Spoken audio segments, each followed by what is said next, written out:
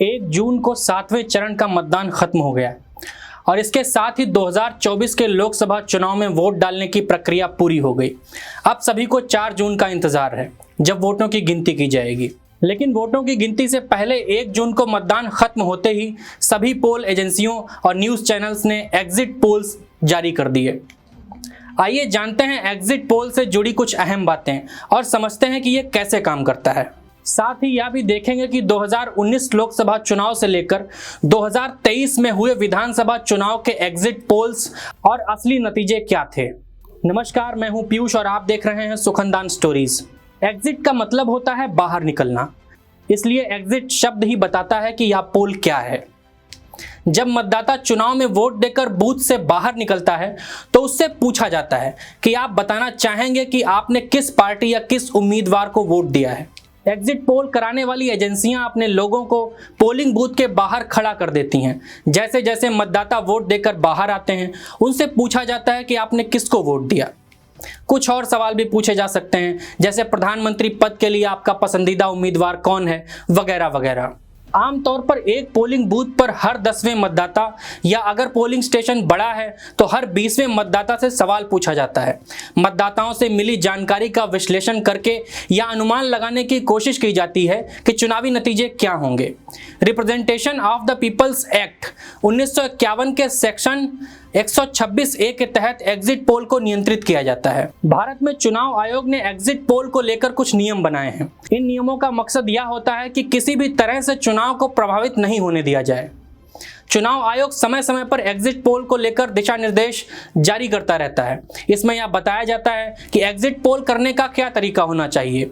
एक आम नियम यह है कि एग्जिट पोल के नतीजों को मतदान पूरी तरह से खत्म होने से पहले प्रसारित नहीं किया जा सकता। चुनावी प्रक्रिया शुरू होने से लेकर आखिरी चरण के मतदान खत्म होने के आधे घंटे बाद तक एग्जिट पोल को प्रसारित नहीं किया जा सकता है। इसके अलावा एग्जिट पोल के परिणामों को मतदान के बाद प्रसारित करने के लिए सर्वेक्षण एजेंसी को चुनाव आयोग से अनुमति लेनी होती है। एग्जिट पोल के अनुमान भी मौसम विभाग के अनुमान के जैसे होते हैं। कई बार बहुत सटीक होते हैं, कई बार उसके आसपास होते हैं और कई बार तो यह भी देखा गया है कि असल नतीजों के बिल्कुल उलट एग्जिट पोल्स आते हैं। एग्जिट पोल 2 चीज़ों का अनुमान लगाता है, वोट प्रतिशत और फिर उसके आधार पर पार्टियों को मिलने वाली सीट। 2004 का चुनाव हमें नहीं भूलना चाहिए। उसमें तमाम एग्जिट पोल्स में कहा गया था कि अटल बिहारी वाजपेयी की सरकार दोबारा सत्ता में आएगी, लेकिन सारे एग्जिट पोल गलत साबित हुए और बीजेपी चुनाव हार गई। कई बार अलग अलग एग्जिट पोल अलग अलग अनुमान लगाते हैं। ऐसा क्यों होता है? ये बिल्कुल उसी तरीके से है जैसे कई बार एक ही बीमारी को लेकर अलग अलग डॉक्टर अलग अलग तरह से जांच करते हैं। एग्जिट पोल्स के बारे में भी ऐसा हो सकता है। उसका कारण ये भी हो सकता है कि अलग अलग एजेंसियों ने अलग अलग सैंपलिंग या अलग अलग तरह से फील्ड वर्क किया हो। कुछ एजेंसियां फ़ोन से डेटा जमा करती हैं, जबकि कुछ एजेंसियां अपने लोगों को फील्ड में भेजती हैं, तो नतीजे अलग हो सकते हैं। भारत में दूसरे आम चुनाव के दौरान 1957 में Indian institute of public opinion ने पहली बार चुनावी पोल किया था। इसके प्रमुख एरिक डी कोस्टा ने चुनावी सर्वे किया, लेकिन इसे पूरी तरह से एग्जिट पोल नहीं कहा जा सकता है। उसके बाद 1980 में डॉक्टर प्रणय राय ने पहली बार एग्जिट पोल किया। उन्होंने ही 1984 के चुनाव में दोबारा एग्जिट पोल किया था। उसके बाद 1996 में दूरदर्शन ने एग्जिट पोल किया। यह पोल पत्रकार नलिनी सिंह ने किया था, लेकिन इसके आंकड़े जुटाने के लिए centre for the study of developing studies CSDS ने फील्ड वर्क किया था। उसके बाद से यह सिलसिला लगातार जारी है, लेकिन उस समय 1-2 एग्जिट पोल होते थे, जबकि आजकल दर्जनों एग्जिट पोल्स होते हैं। क्या दुनिया के दूसरे देशों में भी एग्जिट पोल होता है? इसके बारे में कहा जाता है कि भारत से पहले कई देशों में एग्जिट पोल्स होते रहे हैं। अमेरिका, दक्षिण अफ्रीका, यूरोप, दक्षिण एशिया और दक्षिण पूर्व समेत दुनिया भर के कई देशों में एग्जिट पोल्स होते हैं। सबसे पहला एग्जिट पोल संयुक्त राज्य अमेरिका में 1936 में हुआ था। जॉर्ज गैलप और क्लॉड रॉबिन्सन ने न्यूयॉर्क शहर में एक चुनावी सर्वेक्षण किया, जिसमें मतदान करके बाहर निकले मतदाताओं से पूछा गया कि उन्होंने किस राष्ट्रपति पद के उम्मीदवार को वोट दिया है। इस तरह से प्राप्त आंकड़ों का विश्लेषण करके यह अनुमान लगाया गया कि फ्रैंकलिन डी रूजवेल्ट चुनाव जीतेंगे, और उसके बाद हुआ भी ऐसा ही। रूजवेल्ट ने वास्तव में चुनाव जीता। इसके बाद एग्जिट पोल अन्य देशों में भी लोकप्रिय हो गए। 1937 में ब्रिटेन में पहला एग्जिट पोल हुआ, 1938 में फ्रांस में पहला एग्जिट पोल हुआ। अब बात करते हैं भारत में हुए एग्जिट पोल्स की। सबसे पहले बात 2019 के लोकसभा चुनाव की। 2019 के लोकसभा चुनाव के ज्यादातर एग्जिट पोल में भाजपा और एनडीए को 300 से ज्यादा सीटें मिलने का अनुमान लगाया गया था, जबकि कांग्रेस नेतृत्व वाले यूपीए गठबंधन को 100 के आसपास सीटें मिलने की संभावना जताई गई थी। असली नतीजे एग्जिट पोल में लगाए गए अनुमान के अनुरूप ही थे। भाजपा को 303 सीटें मिली थीं और एनडीए को करीब 350 सीटें मिली। वहीं कांग्रेस को केवल 52 सीटें मिली थीं। साल 2021 में केरल, असम, तमिलनाडु, पुडुचेरी और पश्चिम बंगाल में विधानसभा चुनाव हुए थे, लेकिन सबकी निगाहें पश्चिम बंगाल पर टिकी थीं।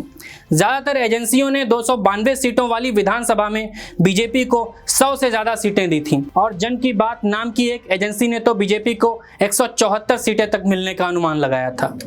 कुछ एजेंसियों ने टीएमसी को बढ़त दिखाई थी, लेकिन कुछ ने तो यहां तक कहा था कि बीजेपी पहली बार पश्चिम बंगाल में सरकार बनाने जा रही है।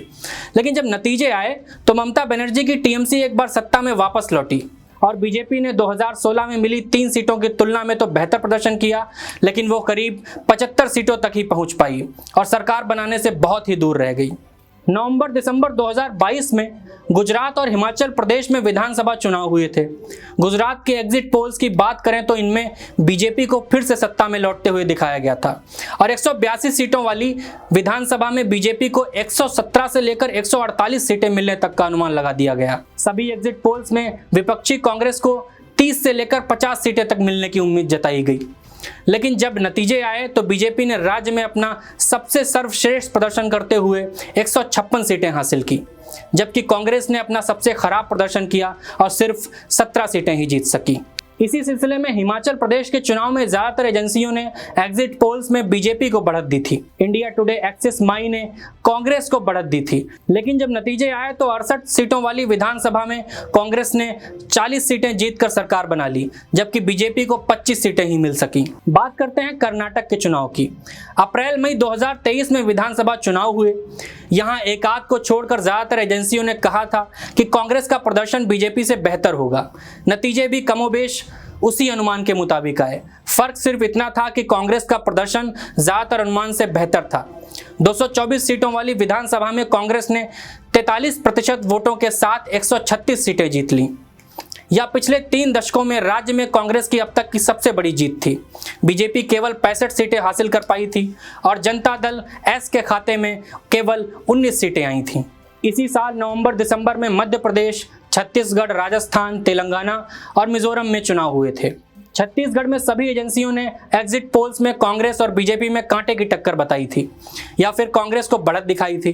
90 सीटों वाली विधानसभा में किसी भी एजेंसी ने कांग्रेस को 40 से कम सीटें मिलने का अनुमान नहीं लगाया था। बीजेपी को 25 से लेकर 48 सीटें तक मिलने का अंदाजा लगाया गया था, लेकिन जब नतीजे आए तो बीजेपी ने 54 सीटें जीतकर सरकार बनाई, जबकि कांग्रेस को केवल 35 सीटें आई थीं। मध्य प्रदेश में विधानसभा की 230 सीटें हैं। एग्जिट पोल्स में बीजेपी को 88 से लेकर 163 सीटें तक मिलने का अनुमान लगाया गया था, जबकि कांग्रेस को कम से कम 62 और अधिकतम 137 सीटें मिलने का अनुमान लगाया गया था। एबीपी न्यूज सी वोटर एग्जिट पोल्स में बीजेपी का पलड़ा भारी दिखा रहा था। राजस्थान में बीजेपी को कम से कम 77 और अधिकतम 128 सीटें मिलने का अनुमान लगाया गया, जबकि सत्ताधारी कांग्रेस को कम से कम 56 और ज्यादा से ज्यादा 113 सीटें मिलने का अनुमान लगाया गया था। एग्जिट पोल्स में लगभग एजेंसियों ने तेलंगाना में कांग्रेस को बढ़त दिखाई। कांग्रेस को कम से कम 49 और अधिकतम 80 सीटें मिलने का अनुमान लगाया। सत्ताधारी बीआरएस सभी एग्जिट पोल्स में सत्ता से बाहर होती हुई दिख रही थी, लेकिन जब नतीजे आए तो कांग्रेस को 64 सीटें मिली, जबकि बीआरएस को 39 सीटें मिली। इससे पता लगता है कि हर बार एग्जिट पोल्स बिल्कुल सटीक या सही या आसपास भी नहीं होते हैं। तो ये थी एग्जिट पोल्स पर हमारी पूरी रिपोर्ट। आपको कैसी लगी कमेंट्स में लिखकर हमें बताएं। सुखनदान स्टोरीज को लाइक करें, सब्सक्राइब करें और शेयर करना बिल्कुल ना भूलें। बहुत शुक्रिया। अपना बहुत ख्याल रखें।